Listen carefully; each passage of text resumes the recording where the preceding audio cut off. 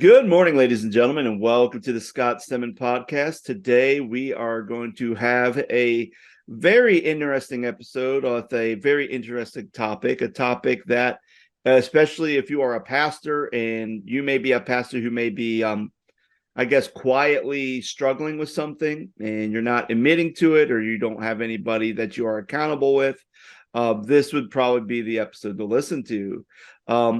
But before we dive right in, let me introduce my co-host, Micah Current. Micah, how are you, man? I'm good. I think we should change the name of the podcast. What should it be? The He Is Risen The He podcast. Is Risen podcast. Oh You my God. inspired me so much that I got a shirt just like you did. I like the Jesus and the Dinosaur one because for the longest Oh, time I when did sing you that one. MySpace was a thing, my profile picture was Jesus riding a brontosaurus, and that was my profile picture. And the funny thing is I cannot find that picture, like that specific picture. I can't find it anywhere because it was on my old computer that crashed, so I lost everything. So yeah, but yeah, it was. I think the hard part about the stress of Easter, the stress and the work of Easter week is after Easter sometimes can become just as I don't know. I feel like I'm not relaxed. I feel like, it's like almost like once Easter's over and all that work you put in is done and you've had that great Easter service and you can kind of take a week to relax. I just felt like I never finally got there because we had immediately right after Easter, we had a big event. We had the VA come to our church for a memorial service to honor like the people who died at the VA hospitals for the last 6 months. So there's like 450 people in attendance. Had a family game night, had a combined service where we did a chili cook-off afterwards, which apparently Laura and I either tied or we won.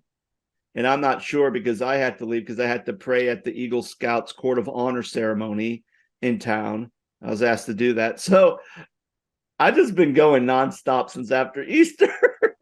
And then we had Wrestlemania Saturday and Sunday, and oh my goodness, like that was a fun show. There's some matches I could care less for, and then there's other matches that were absolutely phenomenal. It was great. So Well, not that people care about wrestling. Uh, what was your favorite? And I'll tell you mine. We could do that oh instead of Stories Gone Wild. What was your yeah, favorite let's do WrestleMania that. match and why? Yeah, let's do that because we don't really get to well, we do talk about wrestling on this show, but we don't get into much detail. Um, I think that's a good question. My favorite one, oh, it's hard. Like I really enjoyed the Sami Zayn and Gunther match. Okay. I really like that one. And I think a lot of it has to go with just if you've been following the whole Sami Zayn storyline from the Bloodline when he was part of the Bloodline to now, it's almost like okay, he finally got his championship. I almost liked I almost liked the Drew McIntyre and Seth Rollins because it was quick and there was so many things that were just so unexpected in that match. Like right at the ring of the bell, hitting Seth with the Claymore and trying to pin him. Like I'm thinking, oh my gosh, if this ends right now, crazy. And then plus, adding kind of the beef with CM Punk in there too, just kind of added that. And then of course the cash in and finally the Money in the Bank cashman from Damian Priest. It just seemed like just the I think I like that match for a whole different reason than I like the Sammy Sure. one, just because there were so many twists and turns through that just made that match exciting. Yeah, I think the drama of like the story they've told with Drew McIntyre kind of trolling CM Punk on social media and the fact that he was at ringside, for commentary and Drew finally wins the title in front of the crowd and he gets in Punk's face and Punk's not going to hit him. Punk's not going to hit him. He's just sitting there. He's taking it. And he's just like Drew's just like getting so obnoxious and in his face. And he was like, watch me as the world champion when you couldn't do it yourself because you couldn't, he's like, I'm going to end your career or something like that, or I'll end you. And he Yeah. stood up and Punk just tripped him and knocked him off the table. And then he hit him once or whatever. And a couple of friends that were at my house last night were watching it and were like, is Punk cleared to wrestle? And apparently, well, Drew never hit him. So, like, Yeah. you know, and then the music hit, and I'm like, you got to be kidding me. They finally give Drew McIntyre his moment, and he loses. And so But I feel like it's, that's going to set up for another good storyline. I really yes. think that's going to, I mean, and I think that's kind Or, of what makes it. I think that's probably why I like that match because, like, oh, it's going to set up for another good storyline. And especially since they're doing Clash at the Castle in Scotland in a yeah, couple months. So that's going to be, so I think even I, in that, that's kind of a build up to there. they could, like, Drew could win the title back tonight on Raw. Who knows? Like, I Yeah. mean, they could do that just to get, Damian the cash in done and all that fun stuff. And then they could have a title match between Punk and Drew down the road, maybe a Clash of Castle. Um, my favorite match, I mean, it feels like it'd be too easy to say the Roman and Cody match from last night, but I think my favorite wrestling match was probably Becky and Rhea. That was a good one too. And that's the I one I think that was missed. that was probably the best wrestling match on the entire two-night show. Like, and I felt too like best match wise, like it was just solid wrestling match, and there was really like they did a good job building that story. But like I feel like everybody was watching WrestleMania just to see if Cody was going to win, right? Yeah. And so like nothing else really mattered, even though it did, if that makes sense. So Yeah. I feel like The Rock, as two guys, you and me, who grew up during the '90s and the Attitude Era, like we saw The Rock in his prime.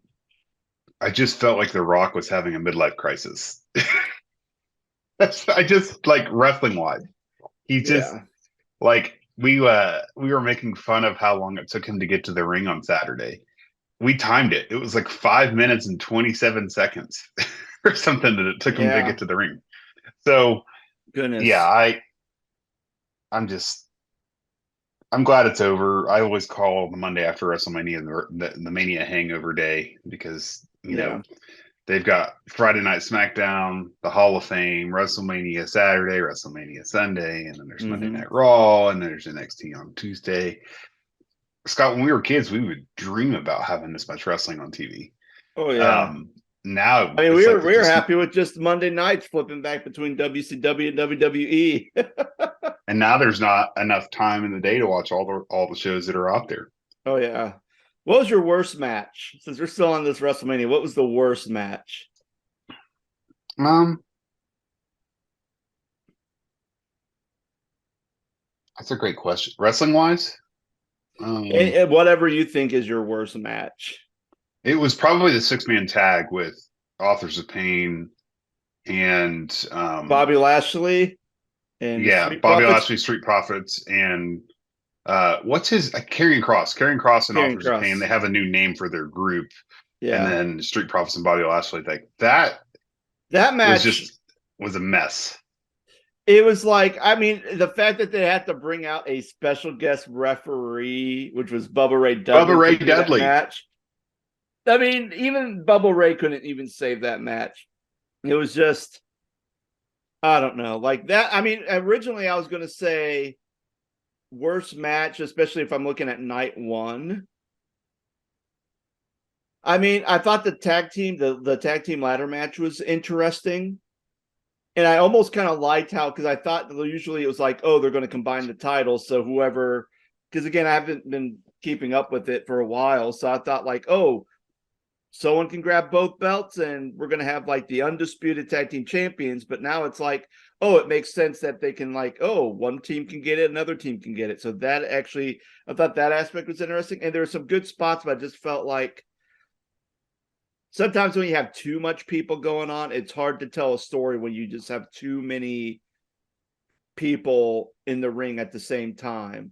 So then it only becomes more spot heavy than necessarily telling the story through wrestling. But then the Bobby Lashley and Karrion Kross match came on. I'm like, oh, this is trash. This is Oh, this is and like garbage. what a fall from grace like Bobby Lashley has had. Like from the pandemic era of the Thunderdome being world champion with the Hurt Business and like being so dominant to like he's in this mixed person tag match and it was just a big mess and he just doesn't feel like he's as big of a deal as he was. Yeah. So Mm-hmm. All right. speaking of falls from grace, let's talk about some. Jeez. Yeah. So on today's topic, we're actually going to be talking about some news broke about a couple days ago about TD Jakes, how he is in a lawsuit being accused of sexual exploitation um, and sex trafficking. Now, this news may be shocking if you were able to see it. If you're able to see it like a couple days ago when some information was coming out. But one of the things that we have to kind of look back is this news broke all the way back in December. And apparently the story goes is that there's an investigation with Sean Diddy Combs, which most people, if you don't know, the Department of Homeland Security is looking for Sean Diddy Combs for sex trafficking. Apparently, there was a lawsuit that involved a R&B singer who used to work with Sean Combs, accusing him of rape and physical abuse over the years. In the lawsuit, they said that she met Combs when she was 19. And then she was in a controlling and abusive relationship where he would give her drugs, beat her, and forced her to have sex with multiple prostitutes as he filmed it. And then in this, would always host like these sex parties and like these lavish hotels. But one of the things, because this woman ended up grabbing a burner phone that used to belong to Kim Porter, who was a late model and mother of Diddy's children who passed away in 2018. She also has a USB device that can retain recordings of these parties that Diddy was having. On the video, there was a bunch of powerful people in these videos, including Mr. TD Jakes. And a lot of these were happening because even a bunch of male escorts who were part of these parties said that he was at parties that JD Akes was acting upon them, especially as young as 16 years old. Just these things. However, the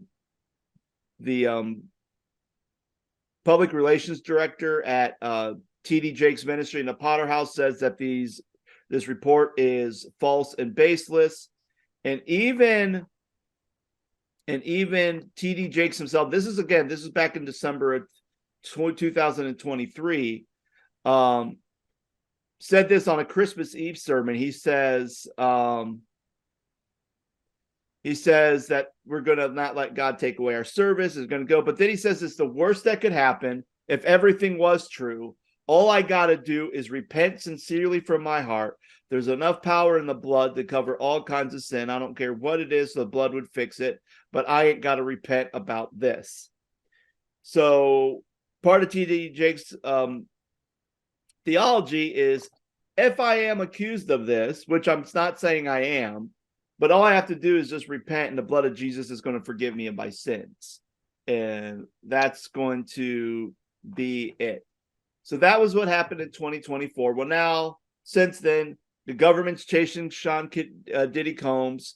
More information is coming out, and some of the information that is coming out is still showing that Jakes is involved in all these crimes that is being posted.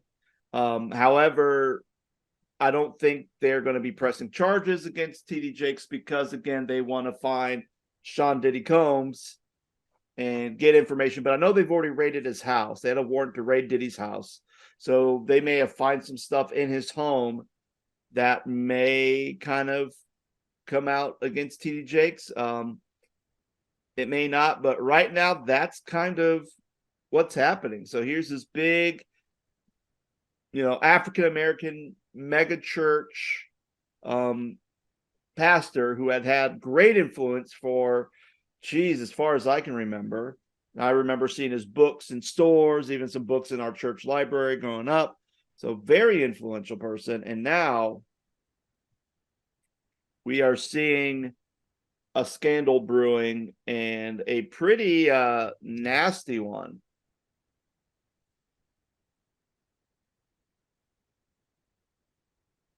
Ugh, I don't even know where to start. It's just And, like it and just seems like every single week there's so many. So many.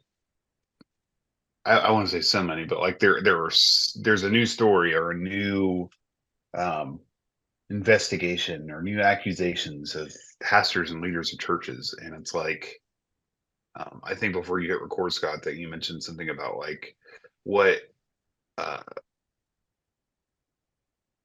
hiding, secret sin and whatnot, and why are people afraid to hide, um, or why are people afraid to admit to their sin or go through some reconciliation or whatever. But like I think the answer to that is purely because you know the repercussions, and a lot of pastors think mhm, that they'll lose their jobs and they'll never be able to serve again, and that's all they know. And the other thing is that the bigger, you know some of these, my opinion, it just seems like mhm, some of these bigger church leaders feel like they're almost invincible in a way, like nobody can mhm. get to them. I don't know if you feel that way or not.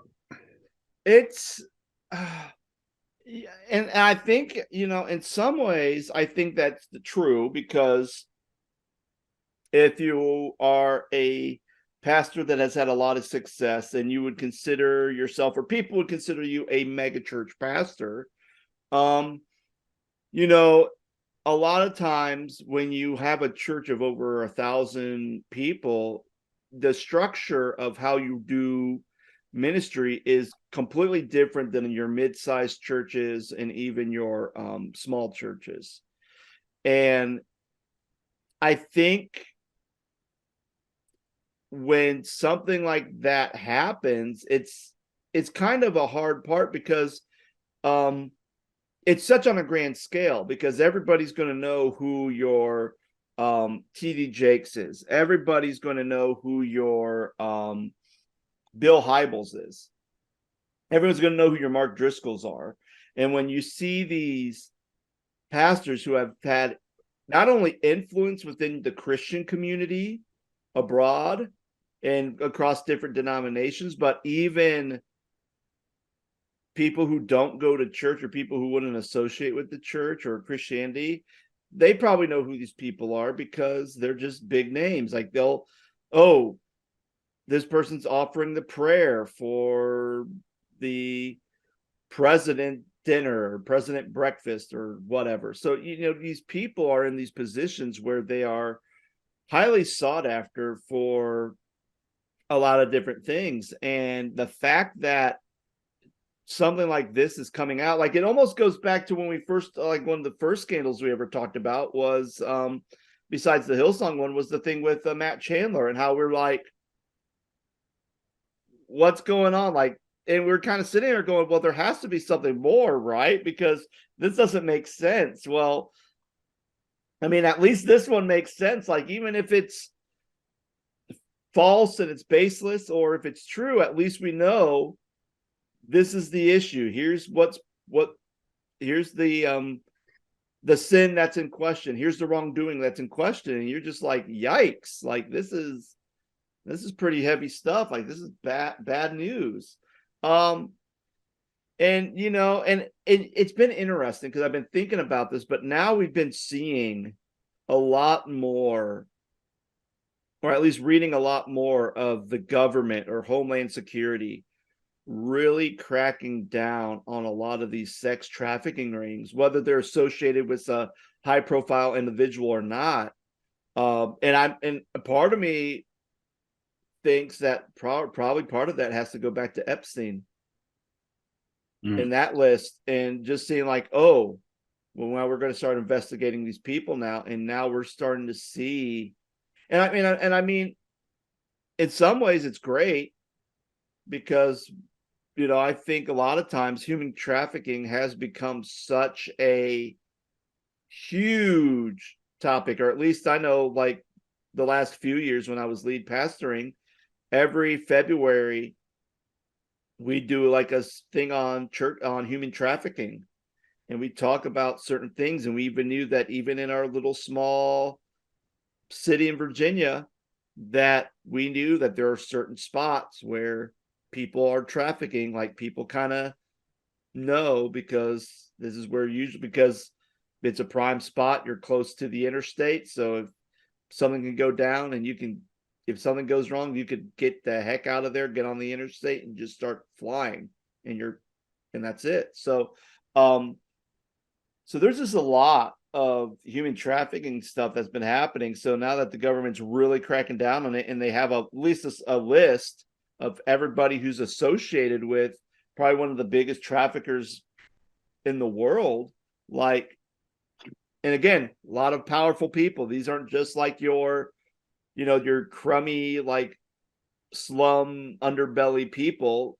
This is like high profile, very successful people who are doing these crimes. And we're seeing that, even within the church culture, it's happening in that too. And I think the stuff with TD Jakes is actually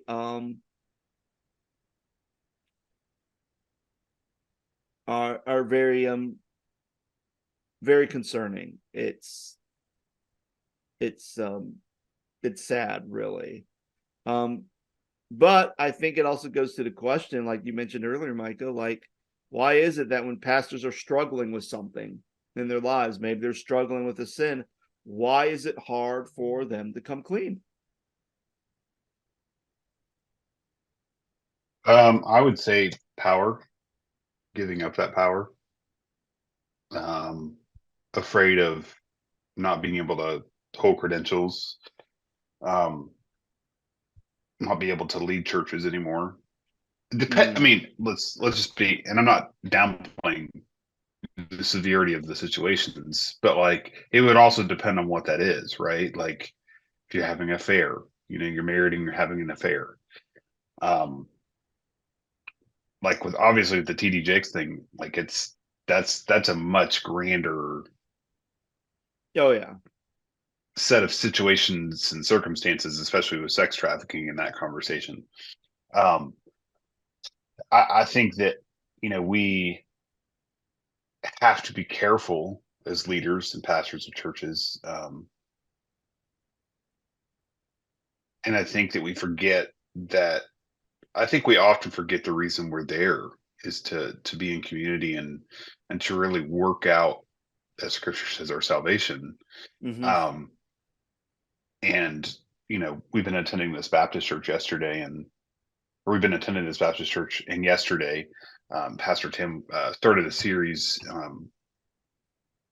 in Galatians about the fruit of the Spirit, and Yeah. he was talking about like there's no way for us to be perfect in the flesh. There's just no way. Mm-hmm. Um, but if you're living outside the will of God, then you know, you're not covered by His blood, and so it's just there's so many different ways I could go with this, but like it just seems that like my dad always used to say with churches, especially larger churches, that the bigger the church, the larger the fleas or something like that. The bigger the dog, the more fleas or something Yeah. like that. Mm-hmm. And Scott, you've attended mega churches before. I've attended mega churches before, and it's like you can't just go up and speak to the lead pastor, right? Like if I came to Bexley and I went to your church on Sunday, I'm probably going to be able to speak to your pastor, Or right? my Like pastor's probably going to find you and start talking to you immediately, and we'll make that connection. yes, yes. And so like there's these layers of like protection, layers of like getting to people, and especially in the African American church, like you see these. What are the group of gentlemen that like kind of surround the pastor? They're usually like deacons or bishops. That's like the title that they have. Or Armor bearers. I think so too. Or yeah, But like you're never going to be able to get to those people and talk to them. You know what I mean? And so it's mhm, like, and why I'm saying that in this illustration is because you don't know what they're doing, and you can't get to them if you wanted to. And yeah, so it's like yeah, and it's it's it's a weird thing. And like, not that I had like a sin issue or an extramarital affair or anything, but when I decided to take a sabbatical from being involved in full-time or part-time ministry like a year ago, like it's hard to give up those responsibilities. It's hard to not want to control everything. It's hard to not want to be,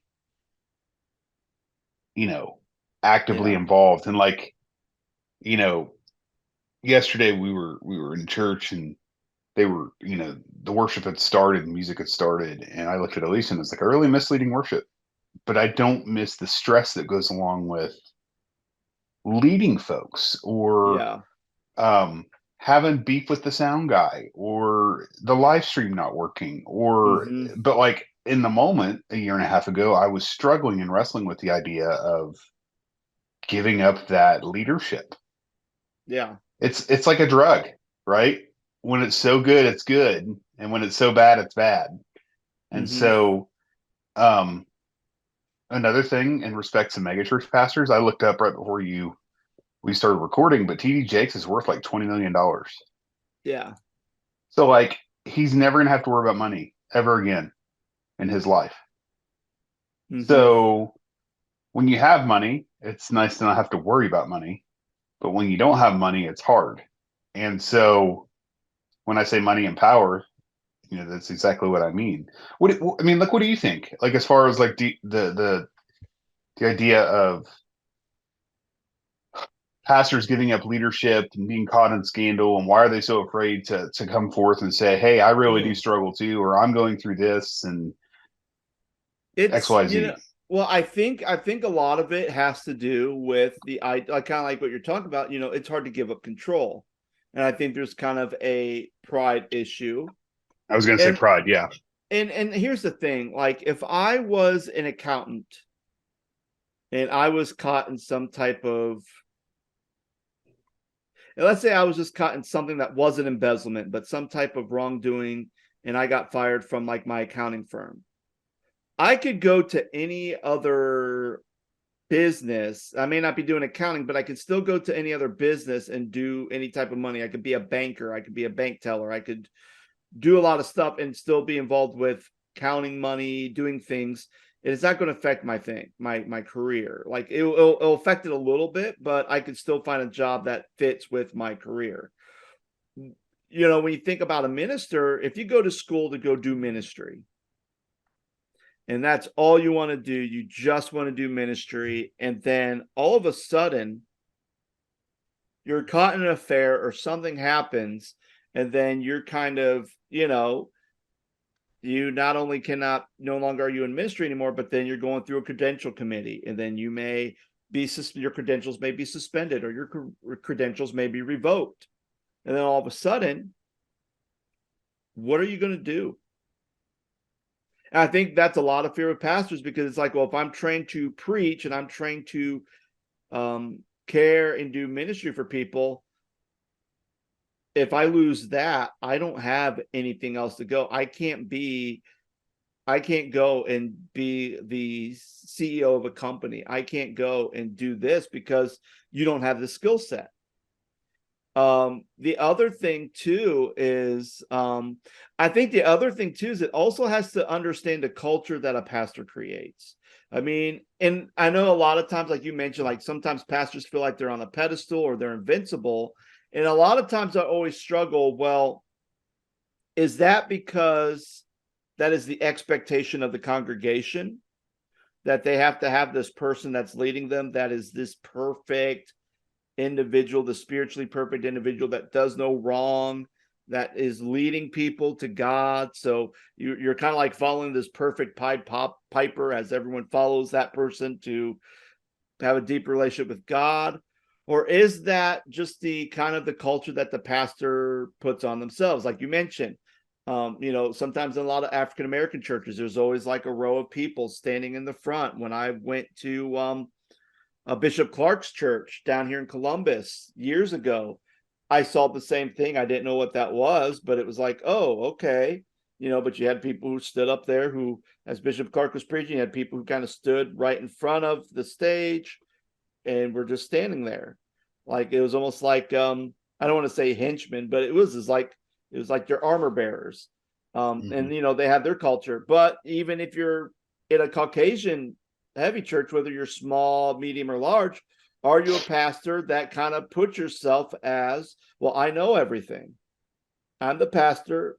I'm the one who's ordained. I'm the one who has the degree. I'm the one who has all the Bible study skills. And even if you're not saying like, well, I have all this, but like even when I would do Bible study, there's times where I'd have a stack of commentaries right next to me.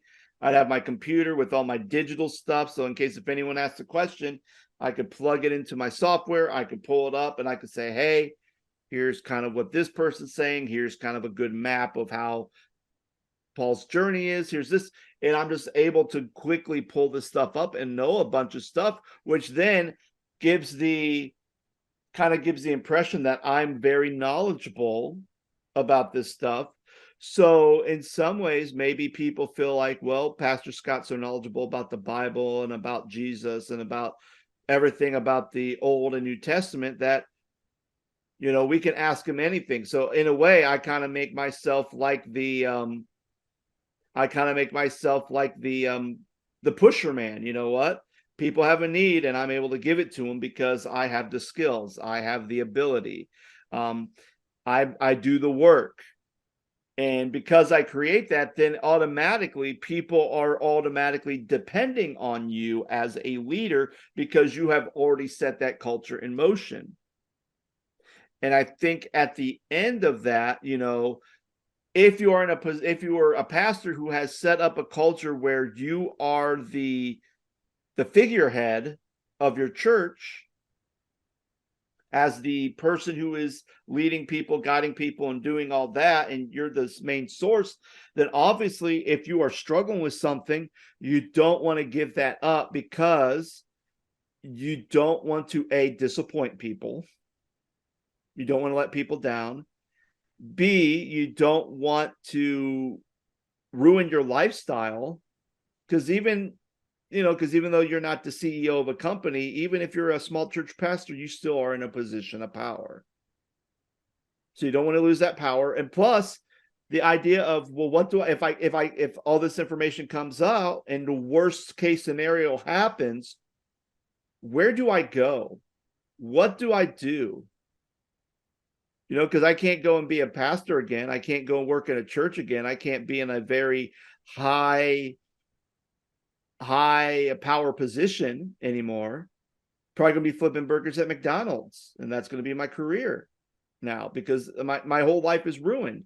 So I think that's probably some of the main reasons why I think a lot of pastors don't come clean. It's because their pride, they're afraid of losing their power, or they've created a culture so much where people rely on them that if they do fall, like they're irreplaceable. That they think they're irreplaceable, and if they do fall, then people are going to be hurt by it. I mean, because think about it, even when a pastor just leaves, even on good terms, if a pastor leaves, people still are hurt by that the pastor has left because there was a relation. And if the CEO of Disney leaves, if Bob Iger leaves, it's still going to be business as usual. There may be a few people may be sad that he's going, but it's not going to have a ripple effect because Bob Iger, he's a businessman. He's making business decisions. He may have a little bit of relationship with people, but it's not like everyone has access to Bob Iger all the time. It's not like I can go and I can call Bob. If I work at Disney, I can't just call Bob Iger, invite him over to my house for burgers and beers. And the next thing you know, Bob Iger's there in his Hawaiian shirt and shorts having beers and brewskis, and we're sitting there and we're talking about the Orlando Magic. Like, we're not doing that. That's not what Bob Iger's doing. But as a pastor, you are doing that. If people invite you to things, you go because that's kind of what you feel is required of your duty, to build those relationships with people. And since ministry is so relationship heavy, even and I mean, even with mega church pastors, even though TD Jakes probably has like a whole list of people and he probably doesn't interact with a lot of people, or a lot of people don't have access to him, still he is he's still making impacts with his books. People feel like they can connect to him through his writings, through his sermons, through his podcast, even some of the interactions they do have with him. He probably does, like, even if it's short, he probably makes that meaningful because he is such a high celebrity within, church culture, that even just the 5 minutes you have to with TD Jakes is almost like having 5 minutes with LeBron James. Like it's that kind of comparison. So yeah, I think those are my reasons on why I think pastors don't come clean. Yeah, it's an interesting phenomenon. And I've always thought, especially in leadership, and I've been in, several leadership circles, ministry is a strange thing, right? And so like I was always taught and always believed that you want to work yourself out of a job and raise up leaders. And what I mean by that is that, like, if you were gone tomorrow, if you died tomorrow, if you left the ministry assignment that you were at tomorrow, like, you did a great job, a good enough, great enough, a really good job of just raising up leadership so that, like, if you left tomorrow or got hit by a bus, the church is going to be okay without you. Yeah. It shouldn't be the other way around, where you want things to be so interwoven with everything that you say and do that the church can't survive without you. Yeah. And I think that's an interesting point. There's a church that I was candidating at years ago, like before I even got my first pastorate. And I remember just having an interview with these people. And one of the things I remember they said is that, their dad was and again, this was a board that was like very highly nepotism. So we'll just throw that in there. So like almost everybody on this board on the search committee was related to the pastor who passed away, years ago. And one of the things they said, oh, we asked Dad on his deathbed if you're still worried about the church. And he shook his head, yeah. And the family kind of took that like, oh, well, we need to make sure that we're doing our job to make sure that the church is okay. And yet they didn't realize that they were driving the church into the ground because they wanted everything to be just like the way their dad did it. So the few pastors, I knew at least one kid who his dad was a pastor of that church and got burned pretty bad by it. And it was like one of those things where, if the pastor would have just did their job at the beginning and said, hey, you know what? I'm on my deathbed. I believe the church is going to be in good hands, not because I trust the people of the church that they're going to do a good job. Not only do I trust them, but also I know that Jesus is going to take care of his church.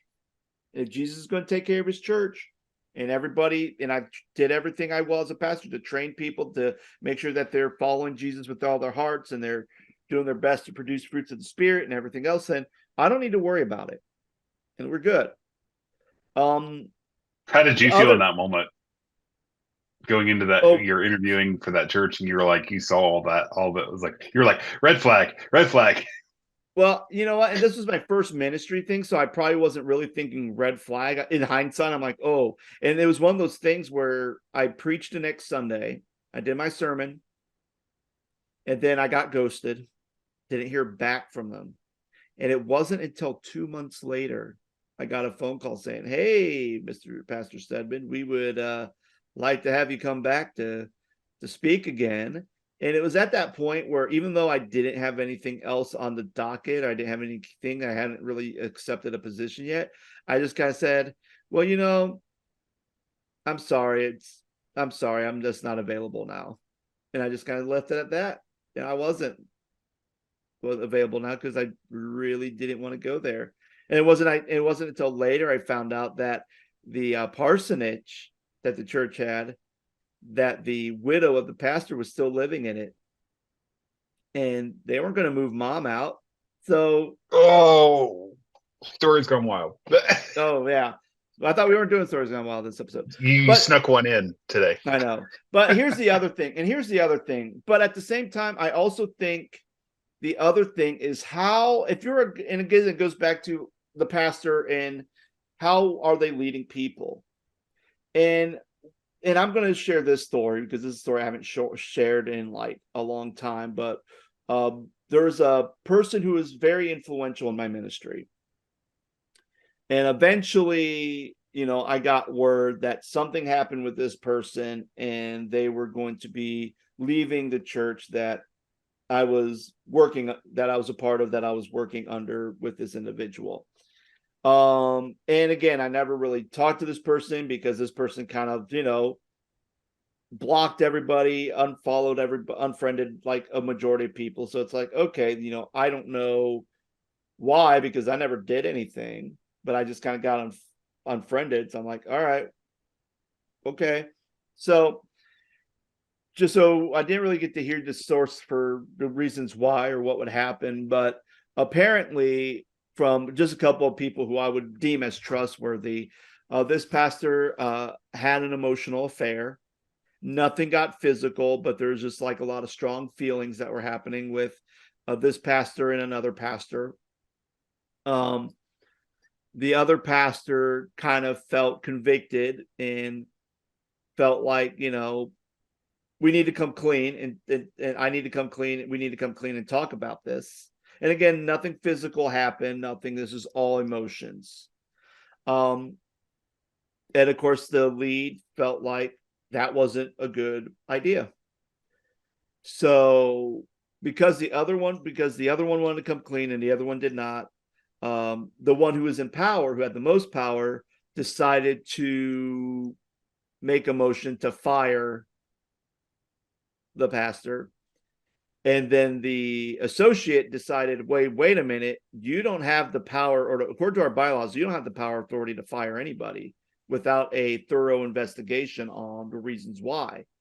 Well, he wasn't going to develop the reasons why.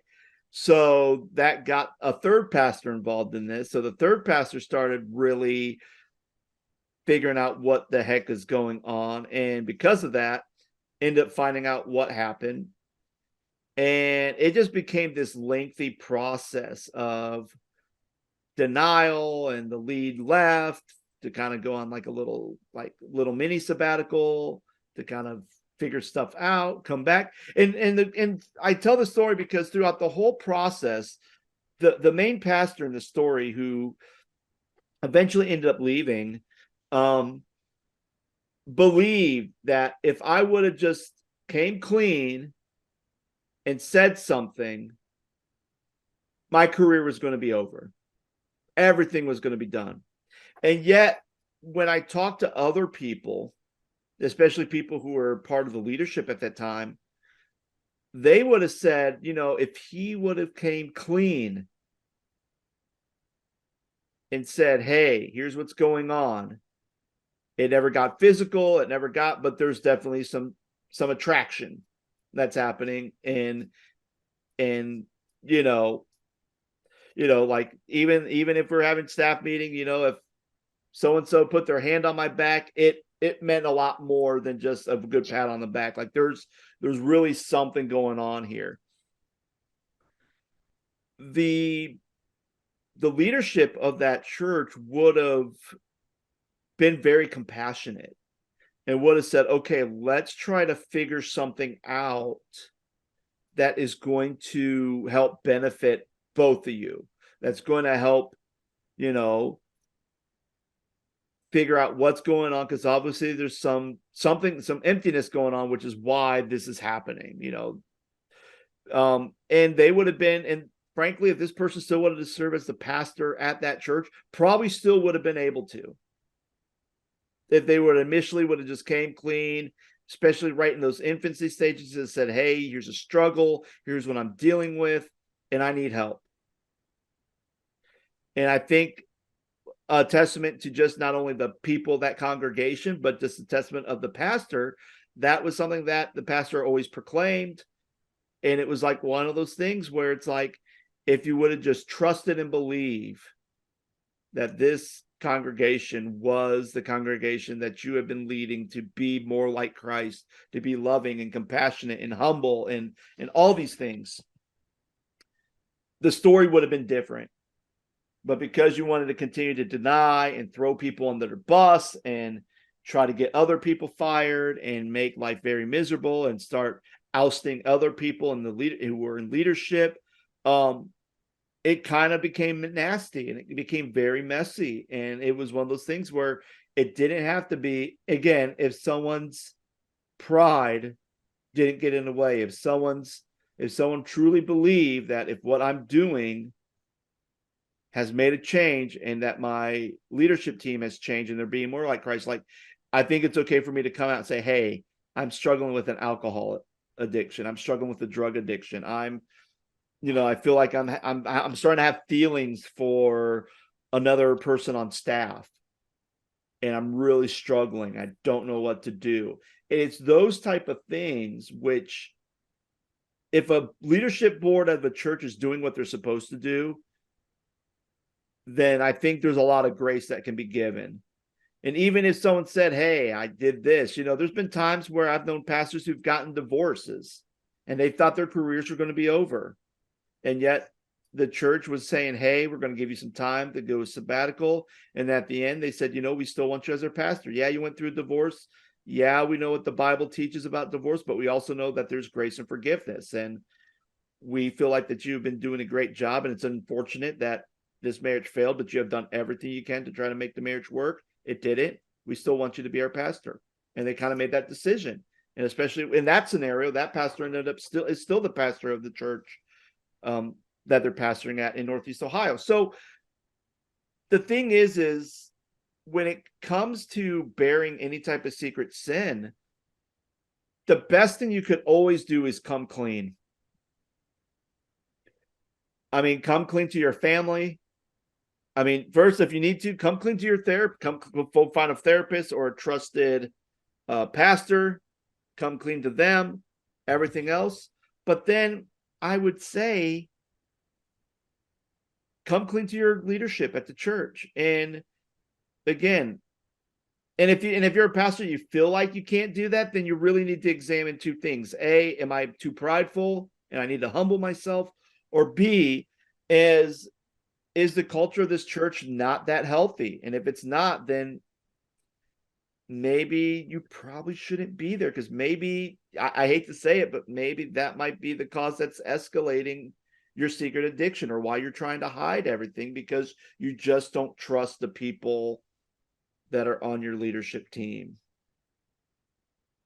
And you just feel like that if something were to happen, if I was just walking out of a bar because I was praying with somebody and I didn't have a drink, I walked down to church members and someone from leadership saw me, that I was going to get fired. Like, if you feel like that, humble yourself, make sure that it's not something in your head. Or B, maybe it's not a safe place for you to do ministry and you need to move on. But that's kind of my 2 cents about that. So Rant over. Yeah, but it'll be interesting to see what does come out. And it's going to be interesting to see if TD Jakes is found guilty of what's being printed. That's going to have a huge ripple effect on his ministry, the people that he has influenced and affected. But then the thing that really concerns me is that if TD Jakes was a part of this, how many more like big name pastors are we going to find from these lists that are out there of human trafficking, sexual exploitation and human trafficking? I mean, I remember pastoring in Youngstown when the whole Ashley Madison leak came out. And for those of you who are listening, you have no clue what Ashley Madison is. It was a site where you could go on there, set up a profile, and you could try to have affairs. You could set up to have affairs with people. And a leak came out, and some hackers who didn't really like the concept of Ashley Madison hacked the sites, pulled a bunch of names, put it out there on the internet. and people can look and find it. And there was a lot of pastors of small, medium-sized churches, even some larger churches that were on that list, and they resigned. I remember there was an article, I think, from Christianity Today years ago. This would have been like 2010, 2011.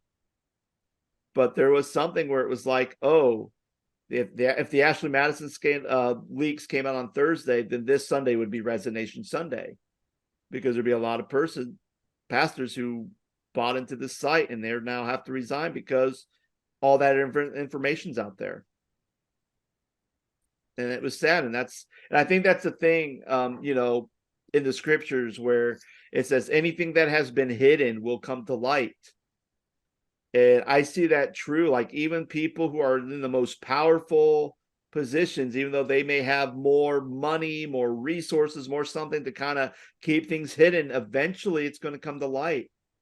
And when it does come to light, how great the fall from that mountaintop. So I think the best way is always to come clean.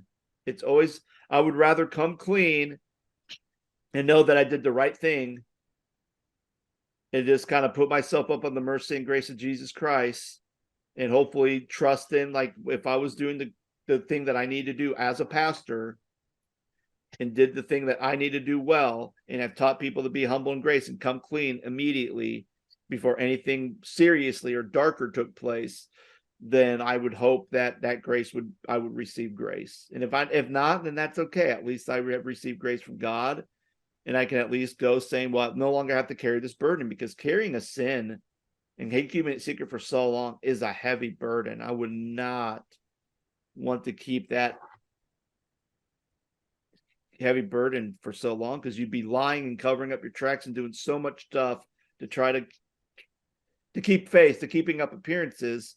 And then when it finally does blow up, it's an explosion. So I don't know, but I better stop talk about this all day, and I don't really want to anymore. I mean, it is. It's a very hard topic, and it's a very hard topic. And and if you're a pastor, if you're a minister out there, and maybe you're struggling with something, first of all, I would suggest go seek help. Find a trusted colleague, find a therapist, and talk about these things. And the next step, I'd say, talk to your family about it. If you're struggling with something, talk to your wife. If you're not married, talk to your girlfriend. If you're not seeing anybody, talk to your parents. Talk to your siblings about it. Have them support you. Have them help you. And then go to your elder board, go to your leadership team, and tell them, like, hey, I'm struggling with this. And just be honest, and just lay your heart down and just be as honest as possible. And I think a lot of pastors, I think they'd be very surprised that if they came clean, that it probably will go a lot better than if they continue to hide it and it just kind of got found out or just kind of leaked. Because at least in my experiences of people coming to me and telling me stuff, or even the struggles I've had, and I had to come clean and say, hey, I'm really struggling with this, it's always worked out good. I don't think I've ever had a bad experience when I've come clean about something that I may be struggling with, or if I'm saying, hey, I'm just not my mental health is just out of whack. I really need to take time off to kind of get myself balanced. Or I'm really going to have to take time to go see a counselor.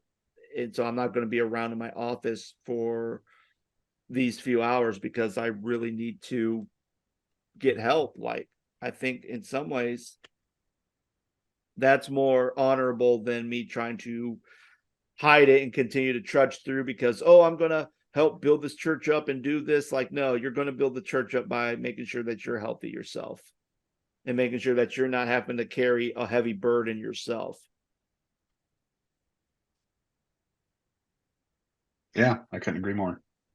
So, friends, that's going to be us for us today. Please make sure that you leave a comment if this is a podcast that you are interested in. And hey, if you're someone who you're struggling with something and you're like, I really don't know who to talk to, you can shoot us an email at thescottstedman.com. We'd love to talk with you and try to help you and navigate you. Again, as a counselor, I've had experience of trying to help people in ministry. kind of navigate some of this stuff. And every time I've always encouraged them, once you feel strong enough, I suggest you go tell somebody. And if you need me to be there, if you need me to encourage you, I will do that as I can. But I think that's going to be your best route to go. And I always encourage that. So friends, thank you so much for listening. I hope you have a wonderful day. And we'll be back on with another episode. Take care. Thank you for listening to the Scott Stedman Podcast. The Scott Stedman Podcast is made possible by support from our listeners. We thank listeners like Patty and Scott, whose support goes to this podcast's continual growth and maintenance. If you want to support this podcast, you can do so in a number of ways. First, feel free to give us a 5-star rating if you enjoyed this episode and share it with your friends. If you'd like to financially support the Scott Stedman Podcast, you can go to the website ko-fi.com/the Scott Stedman Podcast.